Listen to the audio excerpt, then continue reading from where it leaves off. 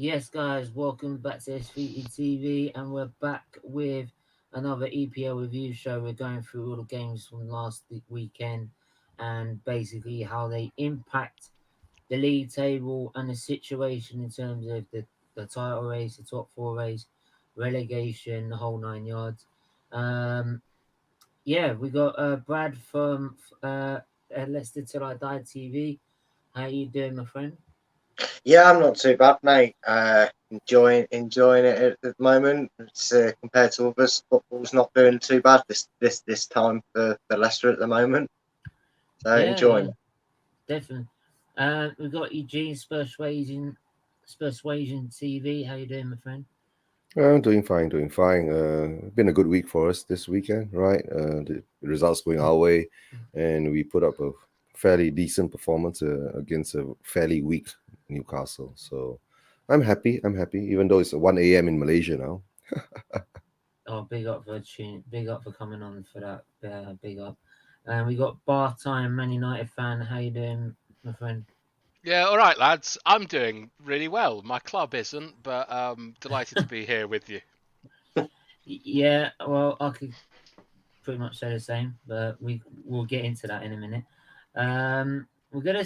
We'll start with sort of what was the shock of the weekend, I think, which was uh, Brentford and Chelsea at Stamford Bridge as well. Stamford Bridge, right? And it's also someone actually raised the point that this time last season, they lost 5-3 to West Brom. Mm. So unfortunately, in terms of Brentford's news, West Brom went on to get relegated. So hopefully, it's not going to end up in the same. But I'm going to start with you, Vaughan.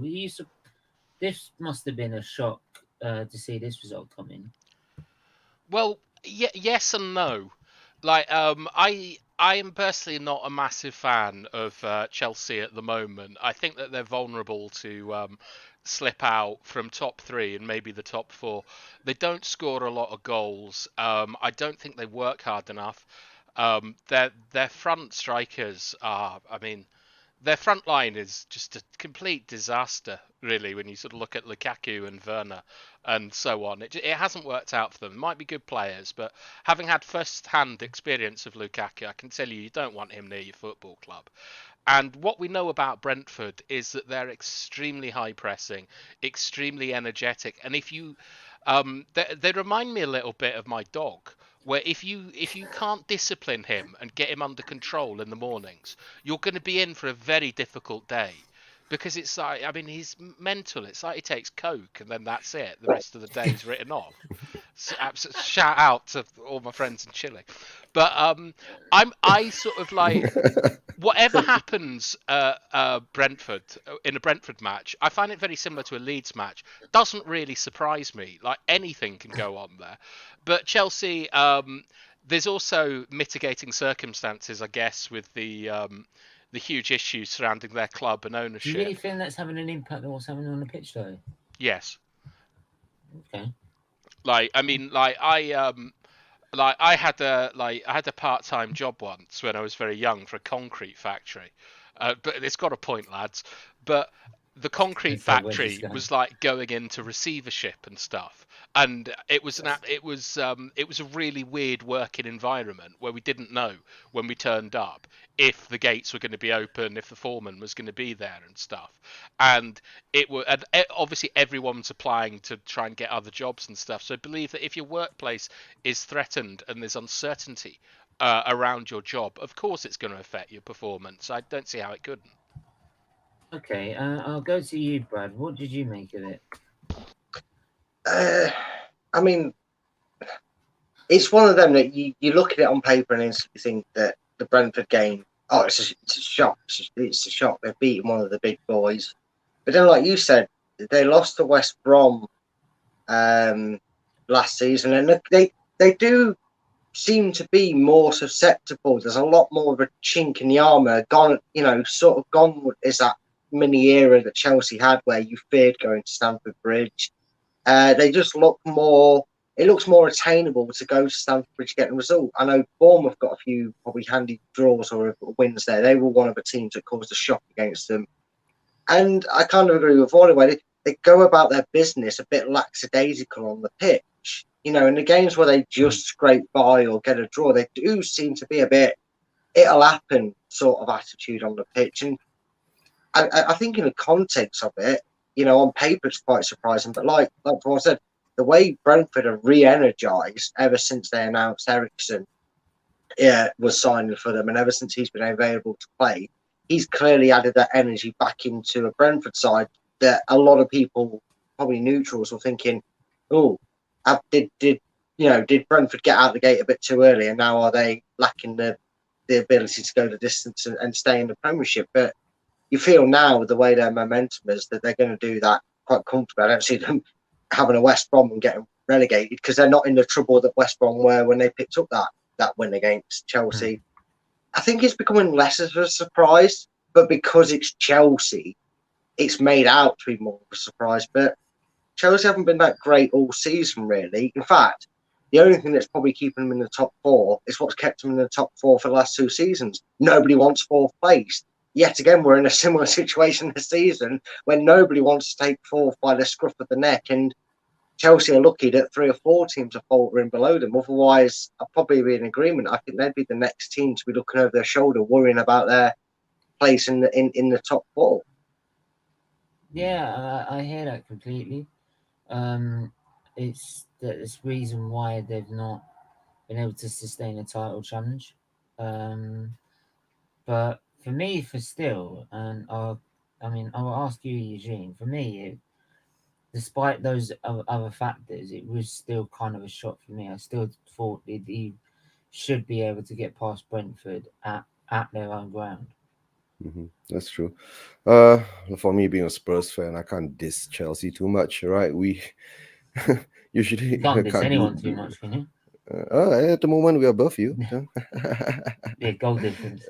Yeah, only goal difference, but we're still above you. But what I'm saying, being a Spurs fan, Do you want a minute? this season, we've been to Chelsea and we never performed well there.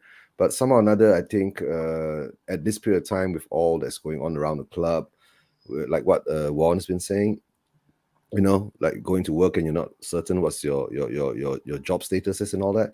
And there are a lot of players, their contracts are up at Chelsea, right? Like Rudiger, Christensen, There's right? a few And that are up. a few of them players are. Yeah, and furthermore, don't forget, right? I think Tuchel didn't want Lukaku; he wanted Kane, which I don't think he will ever get him, right? But in the day, Chelsea has a lot of games to play still, right? The Champions League's on their mind, and usually they do go through a slight of a blip around this time of the season, right? But it's still a shock to me, Brentford. But I think Brentford came out brave, went at them, Yeah. And in the beginning of the season, don't forget, Brentford beat Arsenal, drew with Liverpool. In those few games, they were fantastic. So don't forget, we're going to play Brentford soon. Let's hope another Brentford turns up and maybe we'll get a better get upper hand on them, right? But for Chelsea, I don't know what to say about that club at the moment, right? They're just stuck in this. It's like they're too good to be. For me, I feel like they're too good to be out of the top 4 and be in that conversation of the top 4 race, but they're not good enough to be in the league title race. And they're just stuck in their own little league this season. Yeah, but the thing is that while this is happening now, in the beginning of, let's say last 10 games back, right? Chelsea's like secured the 3rd spot, but now we are chasing after them. We're chasing after them, right? So let's see what happens, right? Let's see what happens along the way. Yeah, like I said, they're not that far off getting dragged into it. So we'll wait to see what our results come their way. Don't forget, also Arsenal got a plan as well. So if we get a result, then you never know. Interesting. Anyway, I'm gonna switch towards the title race actually. Man City 2, Burnley 0, and also Liverpool 2, Watford 0. Basically matching each other's scorelines. And this is a week before they play each other in what's basically being dubbed as the title decider. Should we just put it out there? It's being dubbed as a title decider. Like, I put a poll out to say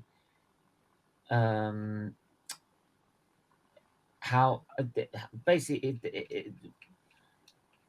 what do you think is going to happen? And basically, who wins this huge game and potentially go on to win the title?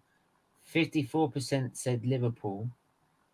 9%, both 9% said Man City will win a draw. It will be a draw the game, but Man City win title. And another 9% said draw and Liverpool win the title. And then 27% said Man City itself. So, but Vaughan, how, looking at it at the minute, who are you tipping for?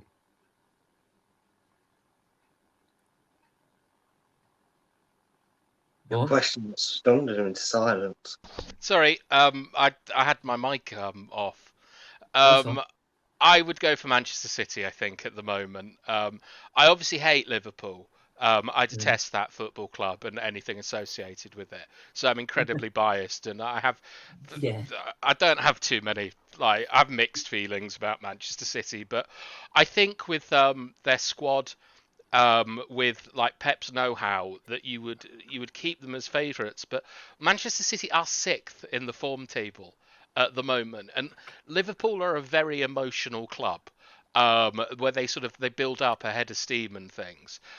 But I just think that Man City have a little bit too much for quality and know-how all round. But I think it will be tight. Okay, Brad, who are you going for?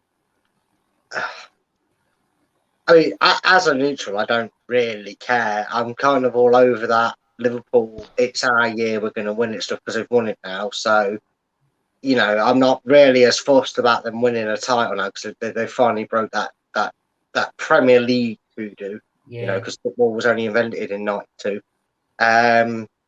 They've broken that hoodoo. So now my disdain for Liverpool and their annoyance as a fan base is kind of simmered because of that. Logic says, look, serial title winners. They've done it ever since they've kind of won their first one. Man City lead the race. And I kind of think both teams have been in autopilot for the last few games. They know they're putting all their eggs in this game, and whoever comes out on top will win the league. I will state that now. Whoever wins this game wins the league, because I just don't see them dropping points elsewhere.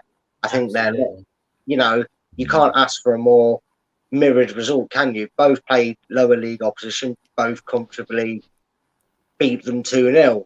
They've got all their eggs and focus on this one.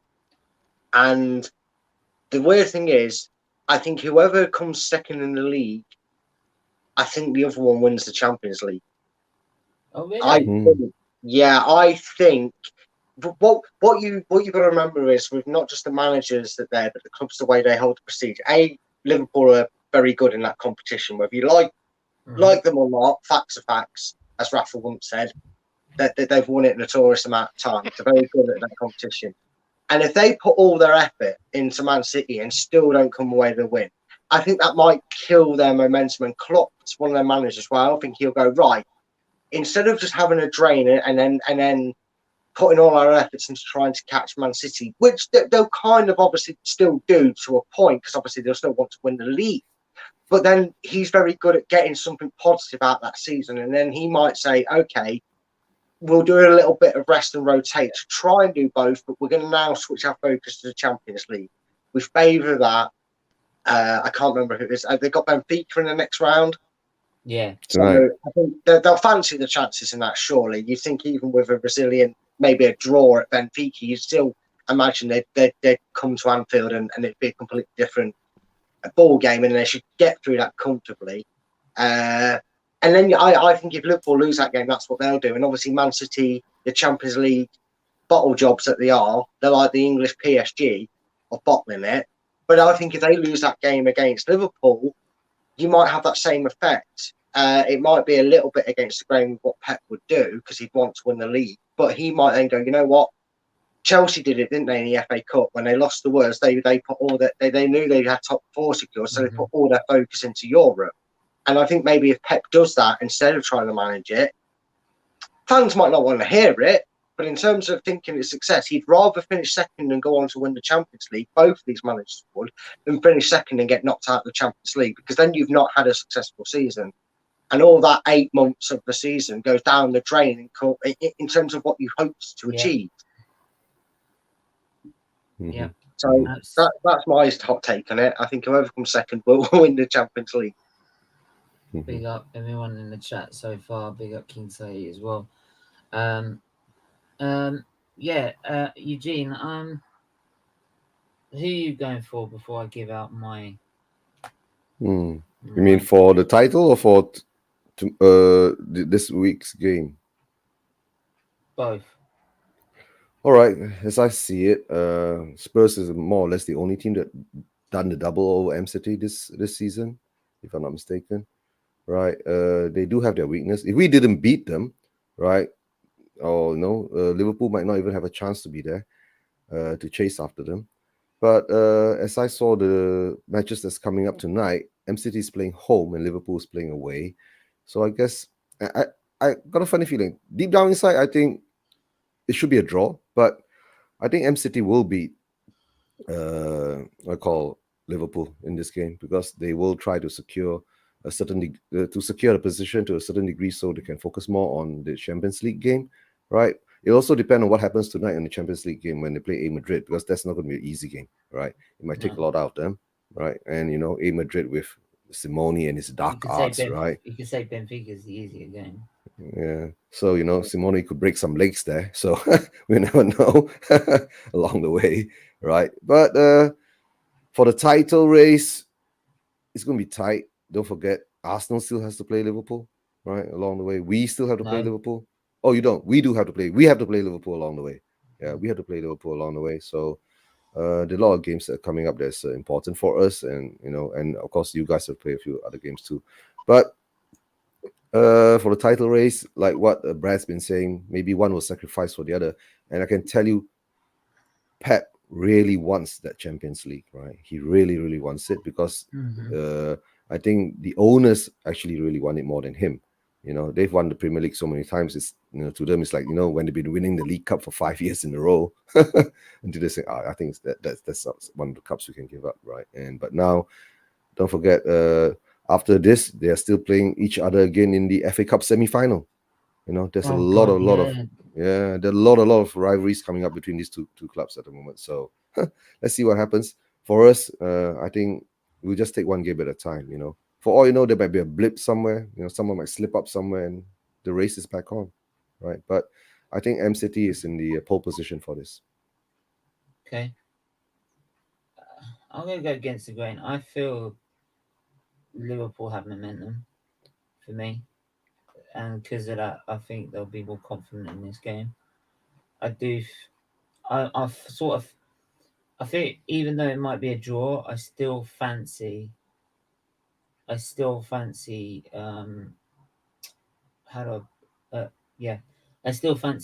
to take it. They won't get the quadruple.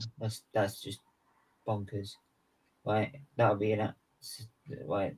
If they do that, then that beats any other side that's come before them. Yeah, they'll be legends. Yeah. So I do think in like the FA Cup they'll probably get beaten by City, and because of fixture congestion and that.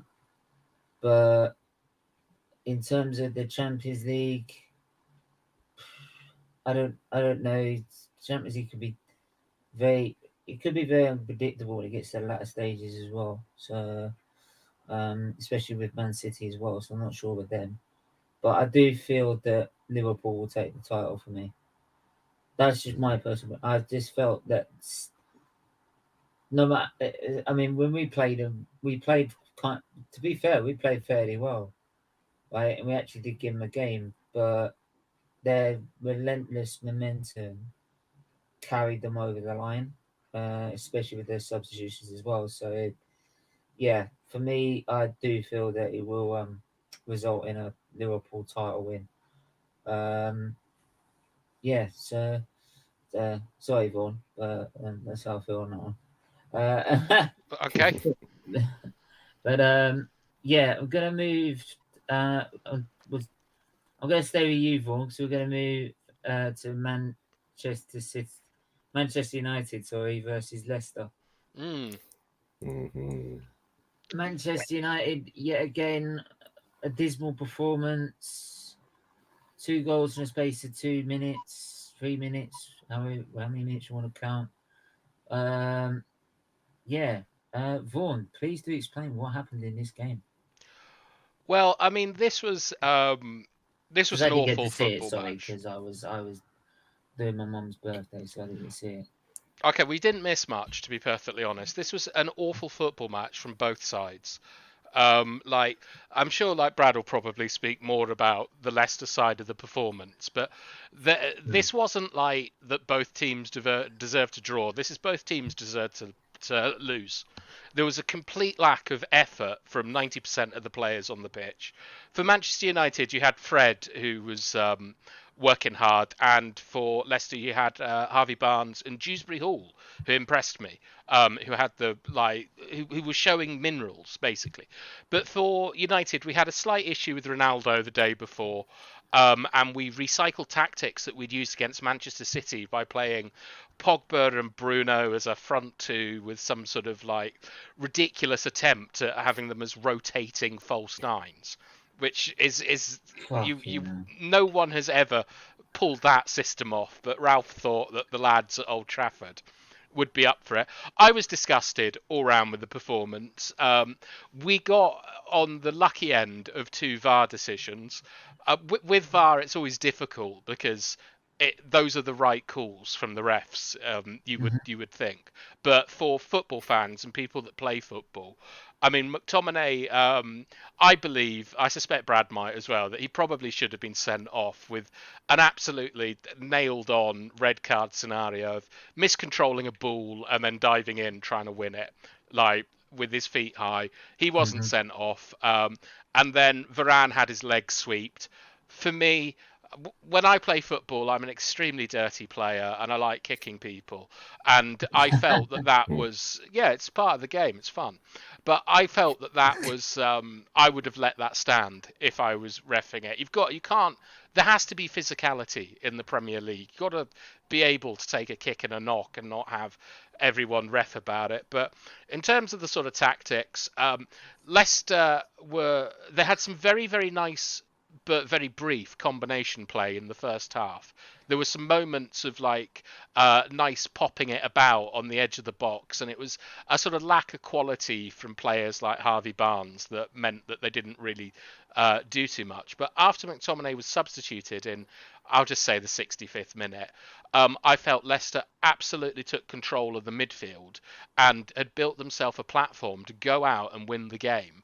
And I don't know why, maybe it's a Brendan thing, Brad will tell us, they just didn't seem to want to win. And with Yuri Tielemans out of contract, I watched him. I don't want that man anywhere near my football club. He had a platform there to go and win a match with a player of his quality.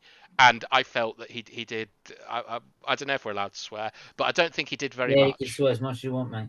Fucking awesome.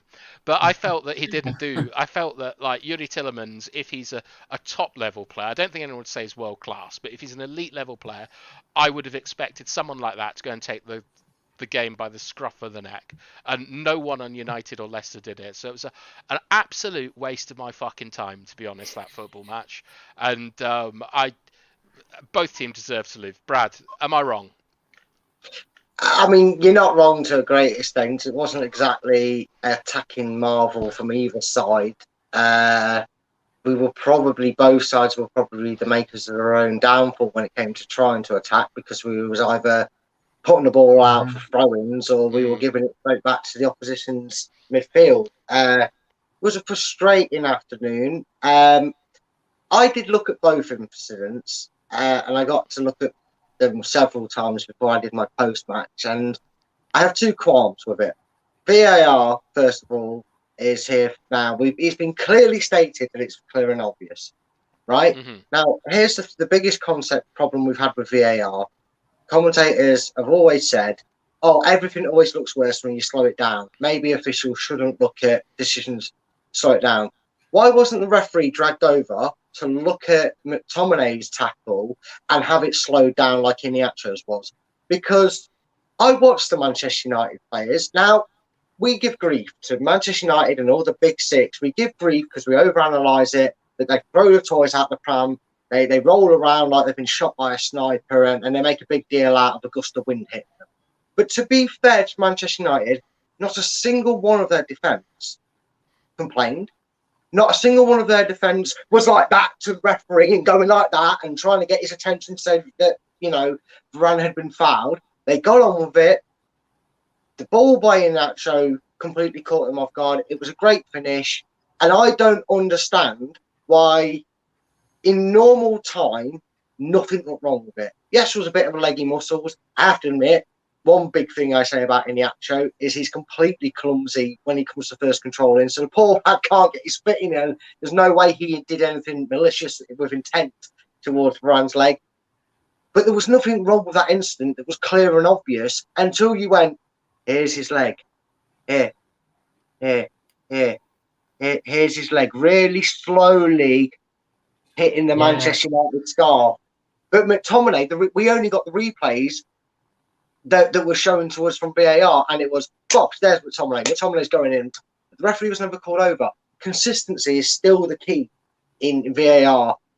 I can kind of see why they got ruled out in a sense, because when you slow it down, it looks malicious. The consistency and the people using it. Yeah, of course it is. VAR's a problem. You're exactly right. I back that statement. It's definitely the people, you know, using it. But I'd also felt that Manchester United were trying to match their rivals. Paul, and you already made that point. You didn't have an out-and-out striker on the pitch. Do you think you're Man City that can stroll into a game and not have a centre forward or a striker on there? I don't understand. You had Rashford on the bench. Granted, I know he's not been in brilliant form, and he's over the years been trying to incorporate it as like a left winger, I believe. You can correct me if I'm wrong on that, but he seems like he plays more out wide. But why wasn't it a natural? Yeah, cheers for that. I was making sure I wasn't just making it up. But why was there not a natural attacking player there? And I just don't understand the concept. Did Ralph look at Man City and go, well, let's do what they do? They don't play with a striker, so why don't we try the same thing and see if it works? Again, it wasn't actually the greatest game. There was very, very few chances that I think I remember both keepers making a save. And coincidentally, the second save that Schmeichel made, he palmed it out and Fred acts first. So in the end, probably the fairest result was that, because both teams can't lose. It's not in the rules. They'll probably incorporate it at some point if Klopp or that keep moaning about it, like they got a 5-foot rule, even though they don't, even though they don't have it. But there we go. But yeah, I was a bit frustrated, but looking back at it and analysing it a bit better, regardless of how they're playing, our record at Old Trafford is fairly terrible. I know people will say, oh, well, we've not lost them in 5. That's great and everything, but you're still going to Old Trafford. We're still a team recovering from its injuries. That's a solid point. Given our run of results, I mean, we got through Europe against Rennes, picked up some vital wins. Okay, we lost to Arsenal, but that's the norm with us and Arsenal as well. They're another team we don't like playing at their ground. But we're entering a bit of a patch. It was vital going into our running, because our running, apart from Chelsea and Spurs aside, consists of teams below us. So we're still not completely out of that running for top 7. I don't think it's plausible, and I think kind of like what I suggested with whoever loses the game between Man City and Liverpool, I think there will become a point where if we have a really good result on Thursday night against PSV, that the eggs in the basket will sway more towards us trying to win the Europa League conference to get European football. But it was nice to come away with it. And again, from a dull game, probably got more goals than it deserved. It missed out on being called the classic dull 0-0 game, to be honest with you, because you're right, Paul. No one was spectacularly standing out in that for us, for either side. Yeah, I mean, for for the opposition rivals that Man United are competing for, that's meaning Eugene, it turned out to be a what could have been a, well, definitely for Spurs, the one they benefited from. Mm-hmm. That's true. That's true. To tell the truth, right, that game, I did watch it for a bit, right? Like you guys were saying, it was dull, right, until more or less Iheanacho scored, and then that's when United had to come back at them, right? But somehow or another, there's too much drama going around United, off pitch than on pitch. You know what I'm saying? Yeah. At the moment, yeah, Cavani, no Ronaldo, and somehow or another, you guys and they're not playing with an out-and-out striker. You got Rashford, you don't use him. Of course, you don't talk about Greenwood. Greenwood's gone, right? But for the VAR thing, I think VAR now, instead of being an objective tool, they've turned it into a subjective tool to use it to draw a narrative nowadays. So that's a very scary thing, right? And I've got a very good theory with that, but I won't say it on the live stream, right? But how is it? The draw benefited more or less Arsenal and Spurs, right? And if Leicester would have won, it would have actually not put MU in the top 4 race anymore. And while all this is happening, while Chelsea losing, this top 4 race now has turned into a top 3 race instead of a top 4 race. So the spaces are still up there for grabs. Right? But for MU, I don't know. They got, Vaughan, you got rid of Ole, right? And you brought in Ragnick. Mm-hmm. And Ragnick is just supposed to be the interim. And is the owners planning to be out of Europe next year? That's how I see it. Right. Well, I don't think they see it that way. I mean, like, essentially, a lot of United's problems have been legacy and succession since Ferguson left. That's been, like, well reported. And it's just, Ragnick's been a disaster at the football club that it was fairly obvious to see he was going to be. But hopefully we can look at a rebuild and get in someone with the sort of vision and foresight of an Arteta, Stephen. but Ron, now you've okay. gone to the next drama, right? Of is it Poch? Is it Ten Hag? Is it Poch? Is it Ten Hag? My God. Well, if I mean, you want like, him, you can have him. I'd love him. But all right, so Eugene, the thing that sort of happened now in modern football, right, is that you call this drama. It's not really drama. It's a job appointment, but it's with social media and fans and things. It's been turned into a drama, and it's been turned into the sort of narrative today. Well, I mean, it's not objective; it's subjective, like VAR, as you'd say. But it's the now it's about pitting ex-players and players versus the fan base. This is not something that the Glazers are doing. This is something that fans are doing. The media's doing it. Not really. It's social media that's doing it. I don't see like Henry Winter or anyone like that sort of calling out Gary Neville saying that he doesn't understand the Manchester United fan base. I see that from social media, and unfortunately, for Manchester United, we have quite a strong presence on social media, concentrated in a couple of different channels, which makes it quite tricky. But I mean, for me, I want to get an appointment right, and I don't mind how long it takes. Like, Ollie was sacked in November.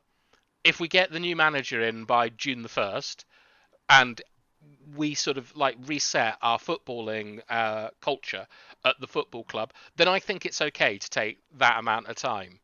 But we will see. But I don't think appointing a manager can be described as drama. I think that's. We had one. Don't forget. We had one. We took 72 days to get Nuno in. Yeah, right. And it worked out extremely well, didn't it? Yeah, and then we got Conte, right? Yeah, and thanks to MU. Vaughan, just quickly, sorry, Steve. Do you think that Manchester United should have maybe approached their announcement of your interim better? Should they maybe? Yes. I mean, they obviously knew that Ralph was going to take the higher job in but he's been offered after his role there. But maybe for a club like Manchester United, and I know Chelsea did it with a few of their managers they've had past, like Benitez and Di Matteo, who obviously Di Matteo eventually got it on a permanent basis. But maybe given the scenario at Manchester United, maybe they should have, in a nice way, sort of hidden some facts from the fans. And I know it might sound horrible, but maybe if they said, look, Ralph, you want this job, you then want to go into higher office afterwards. We understand that. You know full well, we've been honest with you, you've been honest with us. We're going to approach Potch or Hag or whoever they have in mind. We're going to look to approach a more stable manager come the summer. We can't get the one we want now. We understand that. But we're going to get, let's say it is Hag, we're going to get him come the end of the season. We need someone to stable the ship. If we announce that you've taken the job as a 12-month contract and that contract entails, we don't let the fans know, and I might be deceiving to fans, but we don't tell the fans that contract entails that once a manager is in place in the summer, that he gets a contract that takes him into the office role, as I want to call it. Do you think maybe they shouldn't have announced it towards the players and the fans that he's an interim? Because instantly you hear the word interim, and like you say about the situation with Chelsea, you already suddenly, as an employer, as a footballer, considering the calibre of players that are at Manchester United, do you kind of go, oh, well, I'm not really bothered. Why am I listening to this guy? He's not going to be my manager next season. You know, he's not my manager at any point, with all especially now with all the rumours flying around, that he might not even see out the season. They might be able to get Hag in before the end of the season if they can agree things with Ajax. He might come in, April, May, and then, see a watchful eye over the end of the season. Do you think there was a different way potentially United could have approached this to make Ralph seem more like the authoritative figure in that dressing room that he needed to be successful? Okay, so there are a few things there, Brad. I think the first thing is like a slight legal issue, which is that Manchester United are a publicly limited company, and they have to announce things on the stock exchange. So I don't know about that kind of stuff, but I think that a new manager would probably have to be announced and so on. So there might be an issue there, but you're completely correct in the fact that what United did was very, very similar to the War of the Roses many years ago, where they installed a weak king and had powerful nobles. Rangnick never had any position of authority in the club, right? He came in, and it's not just his lack of a CV. Like how that man can go and tell Ronaldo how to play up front, I don't know. But some of the issues about the appointment that annoyed me is that personally I felt that Carrick should have been given the interim role. True. Yeah. And then secondly, when we were interviewing interims, we interviewed like Valverde and people like this. We interviewed them as interim managers. Rangnick came in and demanded a director of football style role, and that was the only way that he was going to take the job. I felt that this was an extremely stupid appointment from Manchester United to take an office manager from Moscow, who is not a manager, and put him in the manager's role, and then say, do you know what? If it goes well, maybe you'll get the job, but we'll move you into a consultancy role. And Rangnick, I'm going to be honest, I don't know a lot about him. Previous to Manchester United, he's better at building football clubs as a director than being a manager. But guys, they're fizzy drinks companies. They're not football clubs. But we were linked to Rangnick and Ten Hag earlier in the summer. Remember, guys, right? Like these two came together. So that's why my concern now is that if Rangnick is there and if they get Poch, right, will Rangnick be gone? I think Rangnick has to go myself. I think that he's eroded any credibility he has at the club by shipping off players. I think it's just gone wrong, and it's. Harry Maguire. What about Harry Maguire? Just playing him that erodes you like. Harry Maguire is by far Manchester United's best centre back, and I know he's not flavour of the month and all these sort of things, but he's been an elite performer for us for about a year. We paid too much money for him.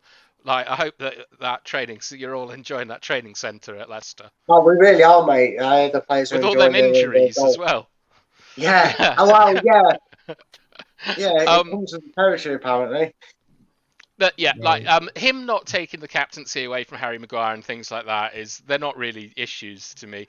It's him coming in and telling players how to play and not being able to motivate them and not be able to get them to buy in. Rashford, Bruno Fernandes, Maguire, Shaw, they have never had worse form than they have under Rangnick. And as much as you can sort of blame the players and say they lack mentality and stuff, a big part of a manager's job is motivating their players and getting the best out of them. And Rangnick's not good enough. And I think that because of the performances on the pitch and his hubris, he should be ejected from the club at the earliest chance. He's not a Manchester United man. He doesn't have Manchester United DNA. He doesn't understand us. And he's wrecking the relationship between the players and the fans. Yeah, he is Manchester United's best centre-back. I would Not argue, Varane. Varane, especially when he's fully fit. But I still see your point. Again, I'll tell you why. Go on. Maguire, a Manchester United centre-back to us is someone who attacks the ball. Varane does not attack the ball. When it's there to be won, he's a sort of cover defender. He's passive. Harry Maguire goes and he tries to win the ball and then he tries to progress it. He's not been in great form this season, but he does that better than any other centre-back we have at the club, which is why I think he's still United's best centre-back. And again, I suppose if you actually paid what he was worth and not what we demanded, he wouldn't be looked on as such a bad disaster as a defender as he is, because he's always going to be known as the £80 million defender that's worth about 40, 50 at a push. 50, I say that. It's also the moment that he's in. I think, like in the summer, Harry Maguire was in the team of the season at the Euros. He arguably had been in the top 3 or 4 centre-backs in the Premier League over the course of the season. Like, people have short memories, but Harry Maguire is a very, very good player, and I hope he can turn it around at United, because I like him. Not so much his family, but I like him. I don't like. I'm sorry. I don't like the way he comes on and blames everyone else but himself. That's David De Gea. When's Maguire done that? He has done that on multiple occasions as the captain. All right, give me an example. Certainly the other day after defeat, he was making excuses for the defeat and not taking responsibility in himself as a captain. Yeah, okay. Give me the example. Okay, look.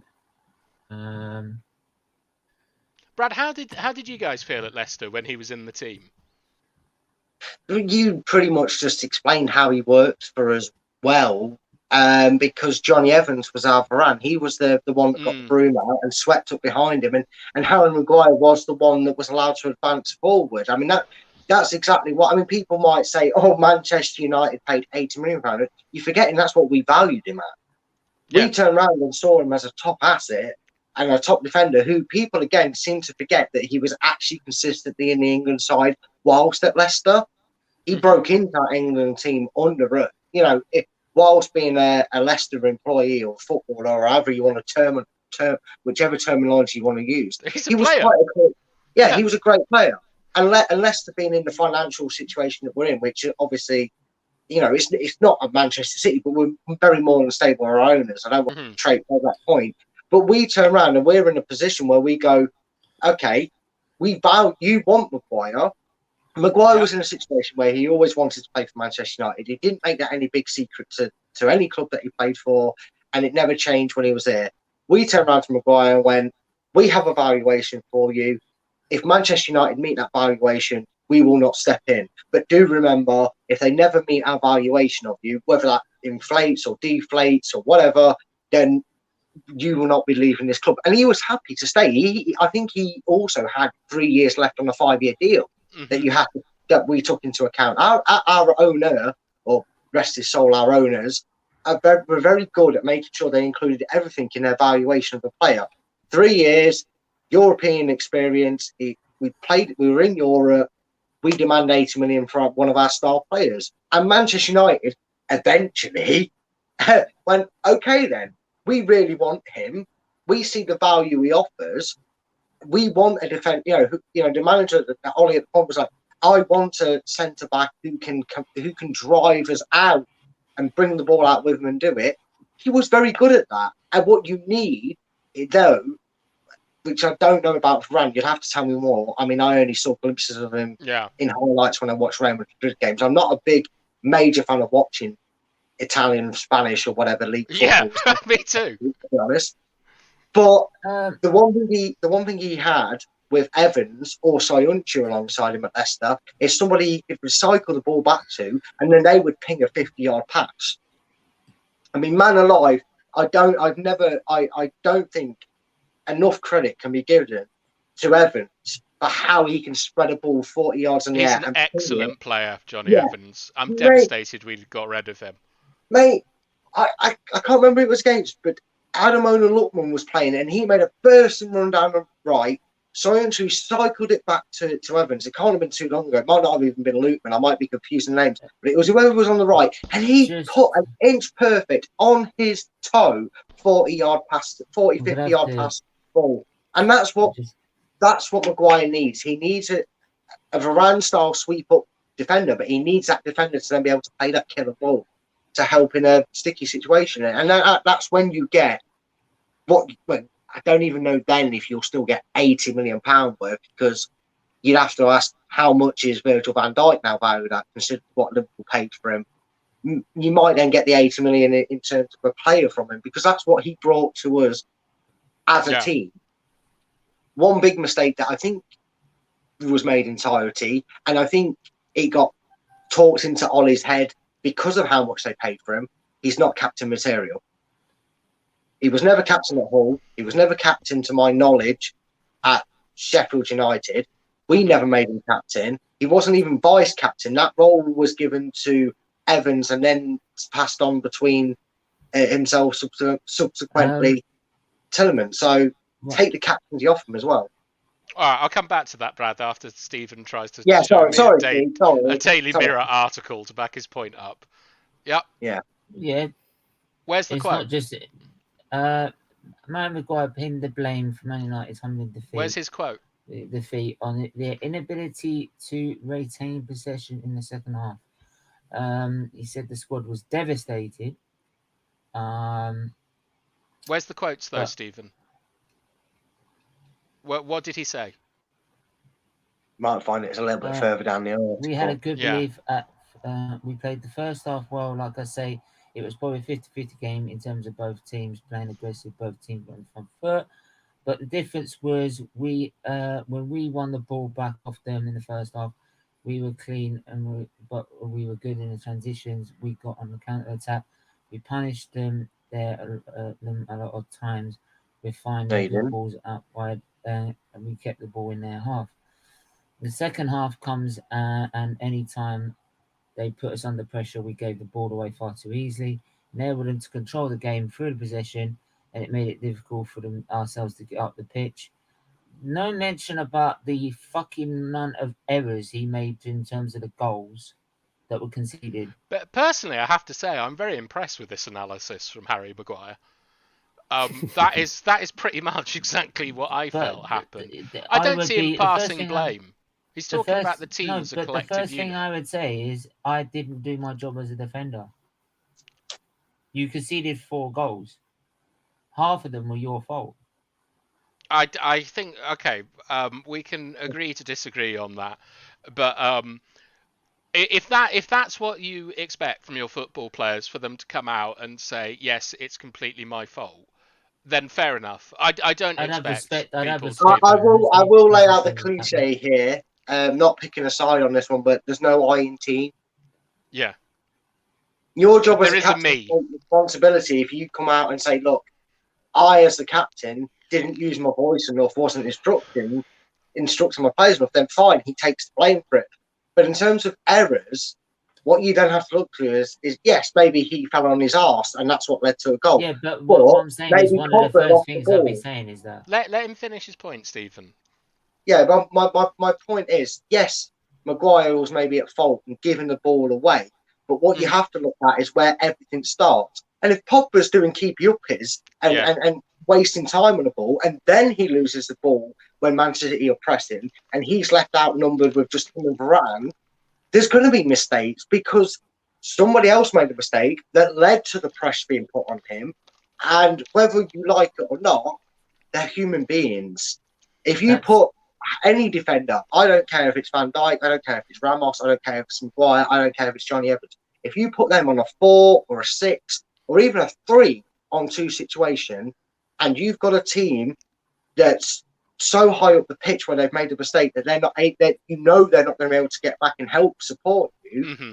You can't just say that's Maguire's fault just because it happens to be their area. That's Maguire's fault. What I'm saying is that if I was a captain, I would also take responsibility for my own performance. Yeah, but you do that. You do that away with your team.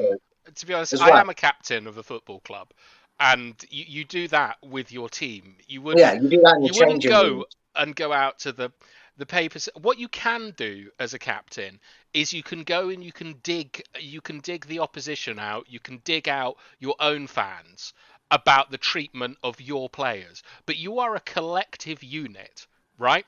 And as a captain, you represent the values of that collective unit and you enforce them. And also you have to do quite a lot of admin involving fines and organising parties, which isn't as fun. But what you don't go out and say, this result is on me. Even if you go and score a hat-trick and you win 3-0, it is because it's not on you. It's not one individual player. Like you talk about Van Dijk, I think that Villa beat... Did Villa beat Liverpool 7-2 last year? Did you see Van Dijk come out and say, it's on me because I was poorly positioned? What I'm saying is that you include the fact I didn't do as well in my performance as well as the team didn't do that. Why do you include that? Whose benefit is that for? Excuse me. I'd actually have more respect for him for the fact that he's realising his own mistakes and where he needs to improve on. But he doesn't, like, with great respect, he doesn't need your respect, does he? Like, he needs the respect of his team. Yeah, but you're not. No. If I'm one of his players, right? You sort it out in the dressing room. You never go and dig out teammates or anyone's individual performance in front of other people because you're a family. You don't do not like Conte, right? Yeah, exactly. Or Jose. Jose used to do this as well, where he'd dig out Shaw and things, and you can see the effect it has on people like that. But as in terms of Maguire being a captain, for me personally, I don't really care who the captain is at my football club. Sorry, it doesn't really matter. Anyway, well, I was going to say. All right, okay. It doesn't matter because this is getting. Yeah. We're getting too far into it now. We're already a long way. We're down the rabbit hole on this one. Yeah. Crystal Palace versus. Yeah, we're gonna skip that one. Fuck that. I'm not gonna get into it. Come on, bro.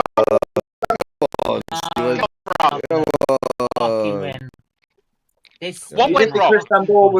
I was asleep. Well, we got beaten by a manager who's more tactically aware than Arteta. So what did he do that was tactically different? He did exactly what he did in the first half. He just shut us down in the midfield. Completely shut us down in the midfield. Right? Dominated us. And couldn't string a pass together. Couldn't string a shot together. And all the time, you're sitting there watching Arteta and he's like, what do I do? Oh, but what do I do? What do you like him to be doing? Realising the problems. Because I'll tell you what, Vieira, as soon as he scored the first goal, as soon as he scored the second goal, made adaptations in the system to contain Arsenal. Right? That's what Vieira does. That's what he also did in the first game at the Emirates. Well, after we scored our first goal, it's like automatically that went against us because he knew exactly what to do next. Right? He knew exactly how to adapt the system because he knew we would fall back 5 yards. And that's exactly what happened. I think there's a bigger problem at Arsenal. And I mean this with the greatest respect because I know you're not completely like those that are against Arteta for it. So this isn't towards you yourself, Stephen. I have never, ever seen in my life watching football, and maybe someone's going to correct me over time, or a team that's different in the Premier League or lower down, but I have never seen a fan base see their club, and I'm an outsider looking in, I'm looking at Arsenal, where they are in the league, their situation, the games in hand, that could put them in an even greater position. And I swear, I've never seen a fan base take to a game and probably go with the mentality of going, my hatred for Arteta outweighs the success of my club. I'm actually wanting us to lose so I can have a go at Arteta even more. Whereas if he wins, I kind of have nothing to moan about. Cheers. I actually heard some Arsenal fans within a second of Crystal Palace being 1-0 up going, top four's fucked, not going to happen, hold the good battle. Yeah. It's like, you're not Rant at 9 o'clock. Yeah. You forgot about this team. It's Spurs. Wait. The simple is this: they're more worried about being right than being than supporting their football club. Yeah. I'd rather be wrong. I'd rather be here sitting there going, "Oh, I'll tell you, you made me eat my words. Right, we're in a title race. Bob's your uncle, fan if you want.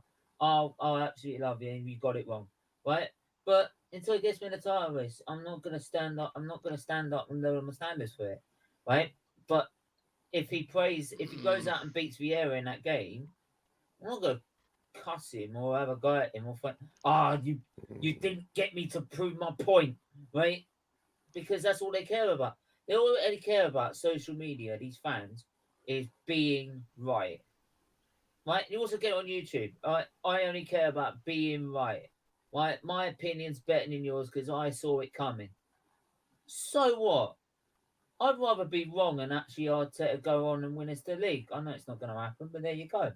Right? But that's just my personal opinion. But I'd rather be wrong about it. Right? Yeah. Yes. And I would go on and say, like I said last night, games like that prove my point. But I'd rather my point be proven wrong. See, that's why I made sure. That's why I made sure you know what this included. Find me, I'm a completely deluded fan for thinking that Arteta couldn't get us anywhere near a title challenge, right? And he does, but until that happens, I'm not going to back down from it.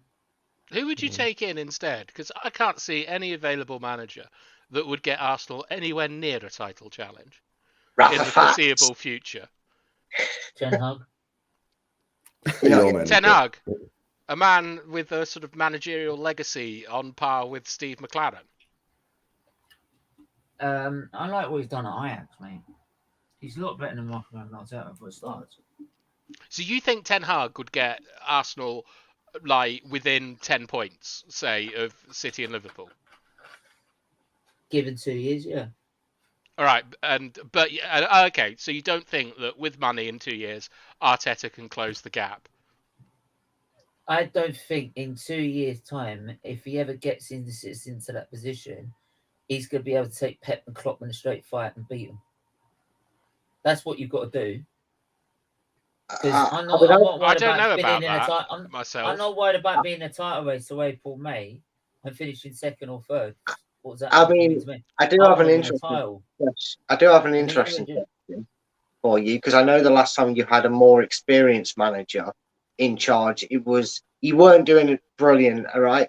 But let's just say you had Tim Hag, and he had controlled this season, and you had the result. Nothing else changed. The result stayed the way he did, but he started that process to fix it, i.e., bringing in the youngsters. He got rid of Aubameyang and that hefty wage, and he had you, as you are currently.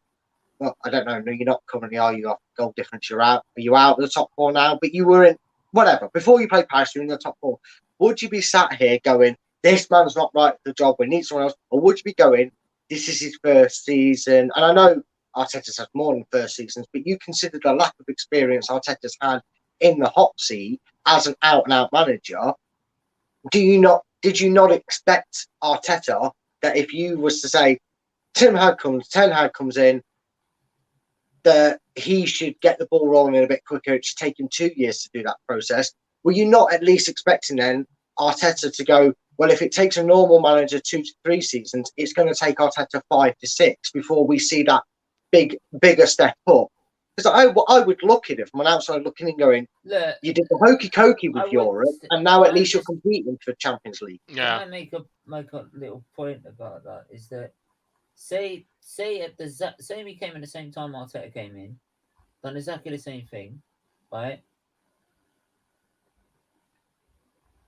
No, I'd say I would say he's not good enough. Right, okay, because that's what I was just trying. That's not me saying I just personally hate Arteta, but then in the back of my mind, I know he has experience behind him to prove it wrong. So do you, Right? Stephen, He do you has think the experience players behind you him. have, like the squad that finished, did you finish 8th last year and 8th the year before? 8 last year. Yeah, 8th twice. Yeah, and you think that those players with a better manager, where do you think they would get? Like with the best manager, like if you gave those players to Pep or to Klopp, where do you like in your heart of hearts, or Conte? Yeah, I'd agree with you on that. In your heart of hearts, where do you think that Ole Gunnar Solskjaer's Arsenal would finish? Ole Gunnar Solskjaer. Yeah, it's one of the best managers. Like, no, where would Pep or Klopp? Where do you think you would get that crop of players that you had on August 1st? Yeah, August 1st. The way Klopp works his team, he put us in a much healthier state than we are at right now for third. Do you think that those players would get third, that squad? Third or fourth, yeah, with that squad, with Klopp at the helm. Right, okay, so if Arteta finishes 4th, you're saying that his achievement is on line with Klopp? Yeah? Can say that, yeah. I mean, let's not forget as well that Klopp also had a few bad seasons. No. Look, you and a huge amount of money. But you can say that, but like that doesn't mean that that doesn't mean I'm going to be sitting here doing what most of the fan base are going to be doing, which is having a fucking street party because we finished fucking 4th. Right? I said, well done, you finished 4th. Now go and challenge for the league. I just think, I think that's great, ambition that you have. But you haven't done that for 20 years. No, I know. Is it not time to move past that? No. You're not a title contender, Stephen, and you haven't been for 2 decades. No, I'm not lowering my standards for this club. Yeah, but they've lowered their standards. I don't care. Fair enough. I don't care. I'm keeping my standards. I mean, you got to admire that. I mean, if they keep 3rd or 4th, right? My say is well done. You've done that. That's a great achievement, right? Now go on and get the league. Now go on and get the league. I mean, it needs to happen. I mean, we don't say what's the point in playing? What's the point in playing in the league? What's the point? Well, represent your fans and community. Yeah, I mean, yeah, but to what? Steven's expectations are very, very high, guys. I know. I'm shocked how high they are. I'm sorry. No, I understand why he's got higher expectations. I don't. No, I understand that. It's not just what I've grown up on. It's what I've seen throughout history. So why should I lower it? That's because of the reality that you live in. Yeah, but so what? Maybe my standards are not with reality. So what? But that I'm still not gonna lower them. All right, gents. Which one of you two, Eugene and Stephen, if we say Chelsea are going to finish 3rd, who's getting 4th? It's not Manchester United. Eugene. At the moment? Yeah. Do you think you're going to get 4th? At the moment, based on our form, we have a very good chance. And because Arsenal's been having a very good run lately without injuries and all that. And I guess it's coming back to bite them now. Right? So I think we'll get 4th. What would you put your chances at? Like 9 out of 10? 90%? Yeah, more or less near there. 85, 90%. That's extremely confident from a Spurs fan. Oh, with Conte around now, turning the people around, maybe. Let's see what happens in the Aston Villa game, you know. Yeah. Hey, Steven, don't forget, this weekend, Ben Davies scores, Emerson scores, Doherty scores. It's crazy, right? And Kane doesn't score, right? Out of the 5 goals. We're talking about a club that finished 3rd in winning a 2-horse race. Yeah, I know. Those were the days. Those were the days. They're still the days, mate. You'd love those days back, wouldn't you? You'd love Poch back. Yeah. No. Actually, I don't want Poch to come back, to tell the truth. I'm very happy with Conte. At least he's such a perfect fit, Poch. Professional. No, Conte, because Conte has got the balls to stand up against and tell the owners what they are.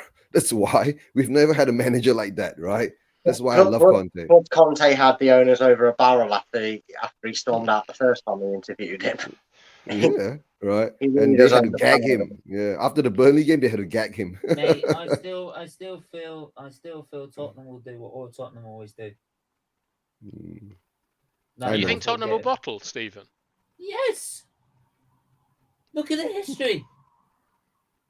Without Conte. Yeah, they did, I think Well, speaking of they did it history, last are you season. slightly worried about any lasagna coming your way in May? Where's Arsene Wenger? Get his phone number. Get him on speed dial. That's going to be a cracking game. You must be Yeah. so excited for that, lads. Oh, the Oh, NLD is coming up. That's going to be a really, really big one. You ain't fucking winning that game. Where No. is it? Is it at the Emirates? No, it's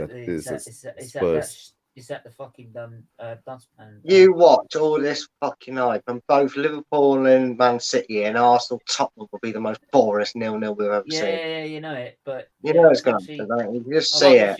I'm looking forward to Everton Burnley. Toilet seat. Tonight. Oh, yeah, the point at the bottom. I mean, imagine telling yourselves that in August. Imagine saying, "Hey, guess what? Everton versus Burnley in March and April time. It's going to be a 6-point game." Yeah, it's going to be a bigger game than anything in the Champions League. There's more riding on it. There's a lot more money invested in it. Yeah, exactly. Eugene, ask me this question. I know Spurs is shit, but why do you have to build a stadium that looks like a fucking toilet? Because it's Levy's. Come on, guys. The stadium. I'd love that stadium. Yeah, I can't laugh at anyone's stadium because I might be the only Leicester fan that has seen.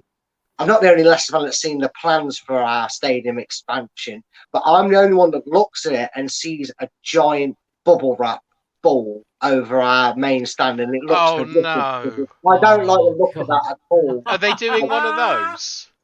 I just feel that, yeah. You know, you remember when we moved there, and it obviously. We were originally, because obviously the infamous company Walkers obviously had our stadium, and we were called the Walkers Stadium, and there was that little prep that we was going to get called the Walkers Bowl because the loan that was given to us was owned. You know, technically our stadium was owned by an American company. You're going to treasure the last FIFA before that gets implemented in the game, where you see that thing at the top. You're going to put the one before it. You're going to treasure it, saying this is what it used to look like. It used to be so beautiful. I know, right? I might because it looks like we gave the design of our stadium main stand revamp to someone who really likes playing with bubble wrap. As much as we want to keep going on, I've got to go on to other West Ham 1-2-1 against Everton, which is pretty much standard. Wolves. Mate, I could try and talk about something. It ain't gonna fucking work. Wolves versus Aston Villa, 2-1 to Wolves actually. Wolves are probably the team that the likes of. Do you know what? Everyone said on Friday I was mad for thinking Norwich will get something out of Brighton. Right? I even said they'll win the game. I even predicted they'll win the game. Right? But a certain someone I know, Luca, said that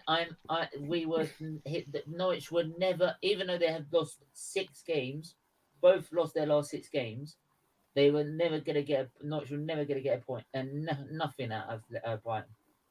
Nothing. I know. Putting them last. I mean, to be fair, and she won't love me for saying this, but Neil Maupay did have the biggest opportunity going, the penalty. And I guess that just shows when you're off form and you confidence is low. You're an absolute disgrace. You're a cheat. I hope Brighton get relegated. Oh God, I really what's going on here? I can't stand him. I can't stand him. I know it's an act. I know it's all stage. I know he's a complete stage of a character, but every time I see his face, I just kind of punch the screen. I mean, I'm fine. I'm not bothered about it at all.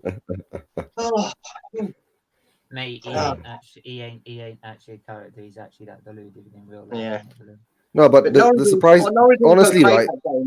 Norwich also played that game for the draw, and that was a bit shocking considering their situation. Yeah. But guys, know. don't you think the surprise manager this season, I think, will be the Wolves manager, right? Coming in and giving. Wolves I mean, manager's been yeah. quality this season. Everyone wrote him Yeah. off, to be honest. Yeah, I'll give you that. No, actually, no, come on. Agent Rafa and Frank deserve it if they get Everton relegated between the pair of them. That's some effort. I mean, man, if they pull that off, give it Mike a year or two. Deserve to show it. I'm all for Burnley stuffing Everton 6-0 and Frank getting a sack, and then they bring in Wayne Rooney because it's a more crisis than Derby. Most people are saying Aston Villa will win. I knew Wolves had a defense. No, Wolves it was have got a very, decent very defense. strong defense. Yeah. Yeah. Yeah. That's actually We lost to them work. 2-0 at home. My God. Yeah. People saying, by the way, people saying we've improved our defense. We're about 5 goals away from the same amount of goals we conceded in the league last season. So yeah, really improved. That was good. 50 million well spent. That was. That's true. That's true. And we got Nuno. How not to show your defence? Did you watch the Manchester United way on how to overspend on a defender? Oh, here we go. I know. I Was it I know. was that piece of shit from Leicester? Was it? Yeah, brilliant. Oh, turn that against it, didn't you? Oh, Yeah. no. And look what Conte turned Dyer into. Hey Steve, you already know that if you need it sorting out at Arsenal, just get me in because I was the one that established the youth process at Arsenal. Well, mate. No, he's backing it. Yeah, it's all about the youth. It's under 23s. You know what I mean? Oh, God. Do you know what, Brad? I blame you because we had no fucking experienced players last night to actually look towards. Right? Your fault. And we needed some experience, but because we're now not going to spend over 23, right? It's your fault. See, I don't normally like to lay claim to great achievements in football, but messing up Arsenal, I'll take that. What are you talking about? Oh, this is going back ages ago. Okay, all right, fine. Yeah. If you're still on after the stream, I'll give you a quick. All right. I was wondering if I needed to be sectioned or something. So I had no idea what was going on. You do. You're on this podcast. Neither do I. That's true. That is. That's the evidence. Yeah, off stream, I'll explain that. Anyway, yeah, we're going to 30 minutes. I've got to prepare for one more stream tonight, and our fellow Arsenal fan Marley has decided we reach over £2,000 on Just Giving page. He's going bald, so that's gonna be fun. At least something that'll cheer me up this week. But yeah, thanks to everyone that's been on the it's been in the chat. Absolutely great. Thanks to everyone that's tuned in on the panel, especially Eugene being up so late as well. Pleasure to have you on. I'll start with you, Eugene. Where can I find you? YouTube, Spurs Version TV. I was actually hoping Arsenal to beat Crystal Palace, so I don't have to do a show tomorrow. But it turned out the other way around. So I'll be having a midweek show tomorrow around 5 p.m. GMT. Right? If you guys are free, hop on. Steven, you're invited to join us. You want to? I was trying to. I am. Right, you're always invited to my channel. We always have a great time there. And of course, I try to get Ankit on talk about the top 3 race now, but he isn't free. Maybe I have to look for some other Chelsea fan hop on. Talk about the top 3 race. I'll see what I've got on my schedule now. Right. I'll send you the link. Right. And then you guys, if you want to join us, I'm always open to anybody join us on my channel. I'm a very open channel, but sometimes you get surrounded by all Spurs fans, which Steven has always been. That's all right. I could take them all. Yeah. I've been as well. Not too bad actually. Yeah. But now most of my guests are all very decent guys, right? So yeah, Steven knows. I know. I got out alive somehow. Brad, where can they find you, my friend? Yeah, so they can find me on Twitter at Fulltime Focus. I've actually got a new podcast channel that I'm starting this week. It's called A Matter of Opinion. So you can find me on there. It's linked into the Twitter. So just follow me on Twitter. You'll see all the updates coming up for that and anything to do with Leicester. You'll no doubt see me sharing it on there. Wicked. If you need any help on that, you know where to call. Yeah, I will do, mate. I've got a few subject choice matters that I might get you included into for that. Ah, lovely. Don't tell us it's got to do with Arteta's being brilliant or Arsenal being absolute dog shit. No, more like one you'll be able to defend, because I've got a subject choice of matter of, just for a bit of a laugh, who has the most deluded fan base. So that's me. But yeah, anyone's welcome to come on and advertise them. Yeah, Vaughan. Thanks. Where can I find you, my friend? I don't do social media, mate. Okay. And that's what you can follow them. Yeah. Follow Brad. Follow Eugene. Like, I'm with them. Okay. Thanks. But anyway, look, honestly, thanks for everyone that's turned up and come on the show. It's been a really good show. I really appreciate all of it. And yeah, SFeatleyTV, Arsenal, football content, SFeatley F1. Was going to be doing a show at 10 o'clock after the football, but I am knackered. So I'll be knackered after the last show on at 8 p.m. So that F1 show will be on a Sunday after the Grand Prix. And then yeah, but other than that, make sure you hit the like button, share button, subscribe button. You'll see posts go up on the community tab for both channels as well, so you can stay up to date. But please do hit the like and subscribe to everyone on here, and we'll see you guys soon.